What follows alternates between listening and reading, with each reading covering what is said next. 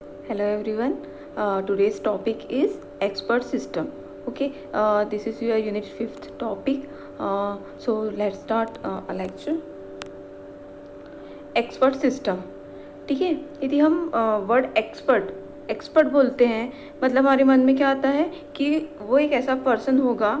ठीक है, वो ऐसा पर्सन होगा जिसके पास हर किसी चीज़ का सॉल्यूशन होगा. ठीक है, दैट इज़ कॉल्ड एक्सपर्ट. हमने केवीसी में आप लोग ने देखा होगा कि क्या होता है, एक एक्सपर्ट एडवाइस होता है. ठीक है, जो लाइफलाइन होती है उसकी मीनिंग ये होती है कि जो एक्सपर्ट एडवाइस मतलब वो एक पर्टिकुलर एरिया का एक्सपर्ट होता है जो कि एडवांस लेवल की उसके पास इन्फॉर्मेशन बहुत ज़्यादा होती है. ठीक है, तो वो जो है अच्छे तरीके से सारे क्वेश्चन का आंसर दे सकता है. ठीक है, तो वो एक एज अ लाइफलाइन यूज़ होता है कौन बनेगा करोड़पति गेम शो में. ठीक है, तो हम फॉर्मल तरीके से यदि एक्सपर्ट सिस्टम के बारे में डिस्कस करें, बताएं तो it is a computer program that is design to solve complex problem and to provide decision making ability like human expert. ठीक है, तो एक ऐसा कंप्यूटर प्रोग्राम जो कि कॉम्प्लेक्स प्रॉब्लम को सॉल्व करता है and to provide decision making ability, और एक ऐसा डिसीजन मेकिंग एबिलिटी होती है जैसे कि ह्यूमन एक्सपर्ट करते हैं. ठीक है, तो उस जो ह्यूमन एक्सपर्ट होता है जो कि उसके पास हर किसी चीज़ की नॉलेज होती है,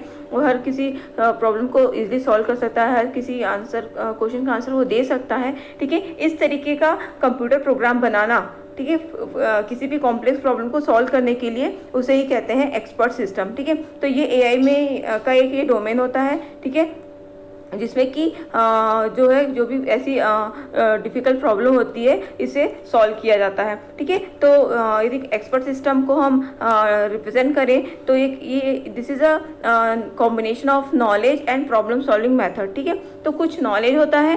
ठीक है, नॉलेज होगा. ठीक है, और उस नॉलेज के बेसिस में जो है प्रॉब्लम सॉल्विंग मेथड्स होते हैं, उस मेथड्स के थ्रू उस नॉलेज के थ्रू उस मेथड्स को जो है प्रॉब्लम सॉल्व करते हैं. ठीक है, और एक एक्सपर्ट सिस्टम बनाता है. तो इस तरीके से ये जो है कि एक्सपर्ट सिस्टम का एक ओवरव्यू जैसा डायग्राम है जिसमें कि एक नॉन एक्सपर्ट यूज़र है जिसे कि प्रॉब्लम को सॉल्व करना है. ठीक है, ये क्वेश्चन क्वेरी करेगा. ठीक है, यूज़र इंटरफेस के थ्रू इंटरेक्ट करेगा. इसमें रूल्स इंजन होता है जिसमें कि रूल्स डिफाइन होते हैं, बनते हैं और ये नॉलेज बेस के थ्रू जो होता है ये रूल फॉलो होगा, और इसके थ्रू जो है डिसीजन होगा, मतलब डिसीजन मेकिंग होगा, और वो जो एडवाइस है वो इस नॉन एक्सपर्ट यूज़र है इसको दिया जाएगा. तो ये जो नॉलेज बेस है ये किससे इंटरेक्ट करेगा, एक्सपर्ट से. ठीक है, तो एक्सपर्ट से जो नॉलेज गेन होगा वो एक नॉलेज बेस में बनेगा जैसे कि डेटाबेस रहता है. ठीक है, और इस तरीके से जो है एक कंप्लीट एक्सपर्ट सिस्टम वर्क करेगा. ठीक है, इसे हम डिटेल में देखेंगे. तो the system that helps in decision making for complex problem using both facts and heuristics like human expert. तो यूजिंग मतलब फैक्ट और ह्यूरिस्टिक, ठीक है, दोनों को यूज़ करता है, प्रॉब्लम सॉल्व करता है. It is called so because it contain an expert knowledge of a specific domain and can solve any complex problem of that particular domain. ठीक है, इसे एक्सपर्ट क्यों कहते हैं, क्योंकि इसके पास एक पर्टिकुलर डोमेन का एक एक्सपर्ट नॉलेज होता है. ठीक है, एक्सपर्ट नॉलेज होता है और उसके थ्रू जो होता है वो उस डोमेन की कॉम्प्लेक्स प्रॉब्लम को सॉल्व कर सकता है. This system are design for a specific domain like medicine, science, industry. ठीक है, तो एक पर्टिकुलर डोमेन स्पेसिफिक होता है expert system. Then performance of an expert system is based on the expert's knowledge stored in the knowledge base. तो जितना अच्छा knowledge base होगा, ठीक है, उतना ही अच्छा एक्सपर्ट सिस्टम का परफॉर्मेंस होगा. ओके, तो जो है नॉलेज बेस अच्छा होना या स्पेसिफिक होना जो है रिक्वायरमेंट होता है एक अच्छे एक्सपर्ट सिस्टम के लिए. Then it performs this by extracting knowledge from the knowledge base using the reasoning and inference rule according to the user query. ठीक है, ये हमने पहले जो फर्स्ट डायग्राम में देखा, तो जो होता है नॉलेज एक्सट्रैक्ट होता है फ्रॉम द नॉलेज बेस से नॉलेज एक्सट्रैक्ट होगा और उसमें क्या लगाएंगे, इन्फरेंस रूल्स. ठीक है, हमने जो रोल इंजन जो देखा था तो वो जो है इन्फरेंस रूल अप्लाई होगा और जो है यूज़र क्वेरी का आंसर होगा. It simulates the judgment and behavior of a human or an organization that has expert knowledge and experience in the particular field. ठीक है, तो ये भी वही चीज़ बता रहा है. ठीक है, जो जजमेंट और बिहेवियर ऑफ अ ह्यूमन, ठीक है, दैट हैज़ एक्सपर्ट नॉलेज. ठीक है, ये किसको सिमुलेट करता है, हम एक ये जो सिस्टम बनाते हैं, ठीक है, किस तरीके से बनाते हैं, जैसे कि पर्टिकुलर डोमेन का एक जो एक्सपर्ट है, ह्यूमन है या ऑर्गेनाइजेशन है, वो उसका बिहेवियर कैसा है, उसका जजमेंट कैसा है, उसको सिमुलेट करते हैं कंप्यूटर प्रोग्राम में, ठीक है, और इस तरीके से एक्सपर्ट सिस्टम बनता है, ठीक है। तो ये बहुत इंपॉर्टेंट पॉइंट्स हैं जो कि आपको लिखने होंगे एक्सपर्ट सिस्टम के लिए। Why we need expert system, ठीक है। नो मेमोरी लिमिटेशन, इसमें मेमोरी लिमिटेशन नहीं होती है, इसमें हम ह्यूज अमाउंट ऑफ डेटा जो है स्टोर कर सकते हैं, ठीक है, क्योंकि नॉलेज बेस जो होता है उसमें जितना ज़्यादा इंफॉर्मेशन होगा वो उतना ही एक्यूरेट रिजल्ट देगा। उसकी एफिशिएंसी अच्छी होती है, ठीक है। If the knowledge base is updated and the correct knowledge, ठीक है, यदि नॉलेज बेस अपडेटेड होगा, यदि वो जो है करेक्ट होगा नॉलेज उसमें, तो it provide high efficient output, ये अच्छा आउटपुट देगा।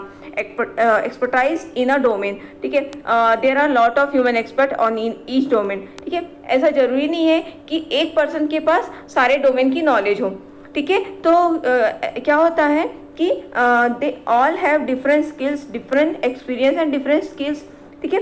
अलग अलग स्किल के लिए अलग अलग एक्सपीरियंस होता है। So it is not easy to get a final output for a query, ठीक है। तो एक पर्टिकुलर जो एक्सपर्ट है, ठीक है, वो सारे डोमेन का नॉलेज नहीं दे सकता है, ठीक है। But if we put the knowledge gain from human expert into the expert system, then it provide the efficient output by making the facts and knowledge, ठीक है। तो यदि हम इसे एक्सपर्ट सिस्टम में पुट कर लें, ठीक है, अलग अलग टाइप की इन्फॉर्मेशन जो एक जगह इनपुट कर ले, और उसके बाद जो होगा वो अच्छे से जो है फैक्ट और नॉलेज का रिजल्ट देगा एफिशिएंट वे में, नॉट अफेक्टेड बाय इमोशन, ठीक है। ये इमोशनली, क्योंकि सिस्टम है, ठीक है, कंप्यूटर सॉफ्टवेयर है, ठीक है, तो इसमें जो है इमोशन लाइक डिप्रेशन, एंगर, ठीक है, एनेक्सिटी और टेंशन, फ्रस्ट्रेशन, ये चीज़ नहीं होगी। हम जब भी क्वेश्चन करेंगे वो आंसर दे देगा, ठीक है। लेकिन यदि हम ह्यूमन एक्सपर्ट की बात करें तो इट मे बी पॉसिबल कि वो पर्टिकुलर टाइम वो जो होगा वो डिप्रेस होगा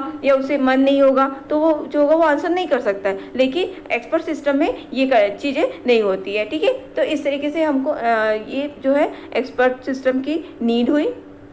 एग्जांपल्स देखिए, इसके जो बहुत सारे एग्जांपल्स हैं, इसमें some of I will tell you कि डेंड्रल, ठीक है, that is artificial intelligence project that made has for chemical analysis expert system, ठीक है, ये केमिकल एनालिसिस के लिए होता है। देन माइसिन, ये बहुत ही इंपॉर्टेंट एक्सपर्ट सिस्टम है, ये एग्जाम पॉइंट ऑफ व्यू से भी बहुत इंपॉर्टेंट है, ये आपके सिलेबस में भी है। तो इसका जो है थोड़ा डिटेल में है, आपको और एक बार हम डिस्कस करेंगे माइसिन के बारे में, अभी ब्रीफ में देख लेते हैं, ठीक है। तो ये बैकवर्ड चेनिंग एक्सपर्ट सिस्टम होता है that has designed to find the bacterial causing infection like bacteremia and meningitis. It is also used for recommendation of antibiotic and diagnosis of blood clotting disease, ठीक है। ब्लड क्लॉटिंग डिसीज से related जो problem होता है या उसके जो diagnosis के लिए जो सिस्टम बनाया जाता है, that is called Mycin. Then this are the packages, ठीक है, इसमें जो है ये लंग कैंसर के लिए है। वैसे ही ऐसे जो है बहुत सारे एक्सपर्ट सिस्टम हैं, ठीक है, जैसे फाइनेंशियल एनालिसिस के लिए भी एक्सपर्ट सिस्टम बनाया जाता है, ठीक है, और ऐसे ही बहुत सारे एग्जाम्पल्स हैं, ठीक है। तो आपको 2-4 एग्जाम्पल्स पता होने चाहिए। इसको एग्जाम में मतलब पेपर में आप लिखेंगे, इसे स्पेसिफाई करेंगे। कैरेक्टरिस्टिक्स हमने इसे थोड़ा ब्रीफ में देख लिया ऑलरेडी।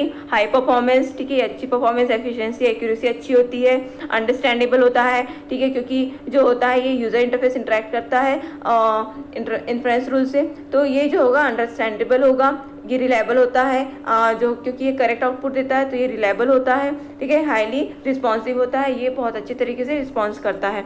तो कोई भी कॉम्प्लेक्स क्वेरी हो ये उसे जो है बहुत ही कम समय में सॉल्व करके देता है। अब इसका आर्किटेक्चर देखते हैं। देखिए ये यूज़र है, ठीक है, यूज़र इंटरफेस के थ्रू ये जो है इसके अलग अलग कंपोनेंट है। Explanation system, inference engine, knowledge base editor, ठीक है। तो यहाँ पर जो है केस स्पेसिफिक डेटा है, केस स्पेसिफिक डेटा है, मतलब जिस डोमेन से रिलेटेड वो एक्सपर्ट सिस्टम है उससे रिलेटेड डेटा है, ठीक है। एंड ये नॉलेज बेस है, ठीक है, ये नॉलेज बेस जो होगा ये एक्सपर्ट से आएगा, और एक्सपर्ट सिस्टम सेल, ठीक है। जब भी आप एक्सपर्ट सिस्टम का आर्किटेक्चर बनाएंगे तो उसमें आप एक्सपर्ट सिस्टम सेल ये जो है बताना जरूरी है, ठीक है। इस एक्सपर्ट सिस्टम सेल में क्या क्या आता है, user interface, explanation system, inference engine and knowledge base editor आता है, ठीक है। तो जैसे कि इसमें पहला जो मेजर पार्ट है, कंपोनेंट जो है इसका है यूजर इंटरफेस, ठीक है। तो यूजर इंटरफेस क्या होगा, where user expert system interacts with the user, ठीक है। Text query as an input in a readable format and pass it to the inference engine. तो यूजर क्या करेगा, क्वेरी इनपुट करेगा और उसे किसे देगा, इन्फरेंस इंजन को। After getting the response from the inference engine it display the output, ठीक है। इससे जो है इन्फरेंस इंजन से जो भी रिस्पॉन्स मिलेगा वो फिर से यूजर को डिस्प्ले होगा, ठीक है। तो it is an interface that helps non-expert user to communicate with the expert system to find the solution, ठीक है। तो एक नॉन एक्सपर्ट सिस्टम को एक्सपर्ट सिस्टम से कम्युनिकेट करने के लिए एक यूजर इंटरफेस होता है, ठीक है। उसके बाद नेक्स्ट है इन्फरेंस इंजन। ये बहुत ही इंपॉर्टेंट और ब्रेन पार्ट होता है, मेन फंक्शन एक्सपर्ट सिस्टम का यही करता है, ठीक है। तो ये क्या बनाता है, रूल्स, ठीक है। It is the main processing unit of the system. It apply inference rule to the knowledge base to derive a conclusion और डिड्यूस न्यू इन्फॉर्मेशन, ठीक है। तो ये कंक्लूजन करना है, डिडक्शन करना है, ये सारा कुछ कौन करता है, इन्फरेंस इंजन करता है। With the help of an inference engine the system extract the knowledge from the knowledge base, ठीक है। तो इन्फरेंस इंजन के थ्रू ही सिस्टम जो होता है नॉलेज बेस से नॉलेज जो है एक्सट्रैक्ट करता है। इसमें दो टाइप के इन्फरेंस इंजन होती है। एक होता है deterministic inference engine. The conclusion drawn from this type of inference engine are assume to be true, ठीक है।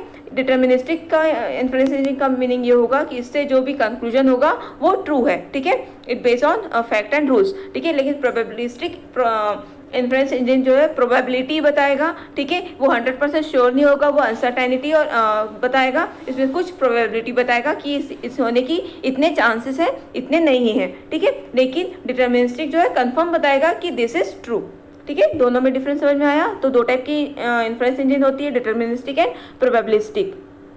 Then knowledge base. Knowledge base मतलब कि जहाँ पे एक्चुअल नॉलेज स्टोर होता है, जैसे कि डेटाबेस में डेटा स्टोर होता है, वैसे नॉलेज बेस में नॉलेज स्टोर होता है फॉर दैट डोमेन, ठीक है। It is a type of storage that stores knowledge acquire from different expert in a particular domain, ठीक है। एक डोमेन के अलग अलग एक्सपर्ट्स से जो नॉलेज एक्वायर करके एक जगह स्टोर करता है, that is called knowledge base, ठीक है। It is a considered as big storage of knowledge. The more the knowledge base the more precise will be expert system. जितना ज़्यादा नॉलेज होगा, जितना बड़ा नॉलेज बेस होगा, जो एक्सपर्ट सिस्टम है वो उतना ही प्रिसाइज होगा, उतना ही अच्छा एफिशिएंट आउटपुट देगा। देन इसके दो टाइप के नॉलेज होते हैं, factual knowledge and heuristic knowledge. Factual knowledge मतलब फैक्ट से रिलेटेड होगा, ठीक है। और ह्यूरिस्टिक मतलब कि कुछ गैसेस हो सकते हैं, ठीक है। इवोल्यूशन एक्सपीरियंस हो सकता है। ह्यूरिस्टिक मतलब कि सर्टेन मतलब कि वो आइडेंटिफाई डिस्कवर करेगा, ठीक है। एबिलिटी टू गैस इवोल्यूशन और एक्सपीरियंसेस, ठीक है। तो ये दो टाइप के नॉलेज होते हैं नॉलेज बेस में। अब देखते हैं कि इसमें क्या कौन कौन पार्टिसिपेंट्स होते हैं। तो पार्टिसिपेंट्स में हम देख सकते हैं एंड यूज़र, ठीक है, जो कि क्वेरी जनरेट करता है। एक्सपर्ट जो कि पर्टिकुलर डोमेन का जो एक्सपर्ट होगा, ठीक है। और नॉलेज इंजीनियर जो कि नॉलेज बेस से नॉलेज फैच करेगा और जो सारा कुछ वर्क करेगा। तो ये पार्टिसिपेंट होंगे आपके एक्सपर्ट सिस्टम के। Then benefits, it improves the decision quality, cuts the expenses of concluding expert from problem solving, ठीक है। ये अलग अलग एक्सपर्ट से कंसल्ट करना ये जो होगा इसकी इस प्रॉब्लम को सॉल्व कर देता है, ठीक है। It provide fast and efficient solution, ये हमने देखा। Then it can gather scarce expertise and use to efficiently, ठीक है। तो ये अलग अलग जो एक्सपर्टाइज है उसको गैदर करता है और उसको एफिशिएंटली यूज करता है। It offer consistent answer for the repetitive answer, ठीक है, प्रॉब्लम। यदि अलग अलग से मतलब कि रिपीटेटिव प्रॉब्लम है, ठीक है, उसका एक कंसिस्टेंट आंसर देगा।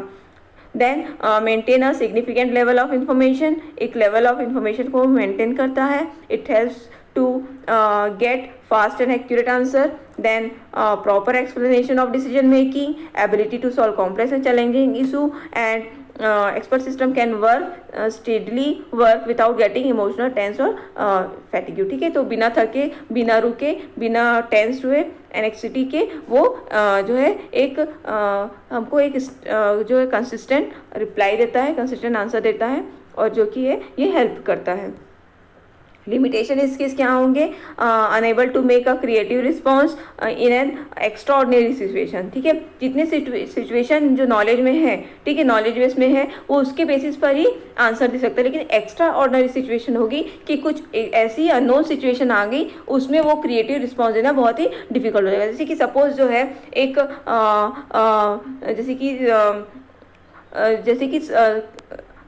जैसे कफ, ठीक है, कफ, फीवर, ठीक है, इसके लिए जो है सपोज वायरल इन्फेक्शन के लिए यदि सपोज एक एक्सपर्ट सिस्टम है, उसने जो है वायरल इन्फेक्शन का वो बता सकता है। लेकिन ऑल ऑफ सडन जो है जैसे कि कोरोना का जो एक नया जो सिम्टम्स आया है और नया जो एक डिसीज आई है, ठीक है, कोविड-19, इसके बारे में उसे बताना ये डिफिकल्ट हो जाएगा, क्योंकि ये बहुत ही एक्स्ट्राऑर्डिनरी सिचुएशन है, ये न्यू सिचुएशन है, ठीक है। तो इस टाइप का जो होता है, इस टाइप के केस में एक्सपर्ट सिस्टम वर्क नहीं कर पाएगा। Error in the knowledge base can lead to a wrong decision, ठीक है। यदि एरर नॉलेज बेस में रॉन्ग है, कुछ एरर है जिससे कि वो रॉन्ग डिसीजन ले सकता है।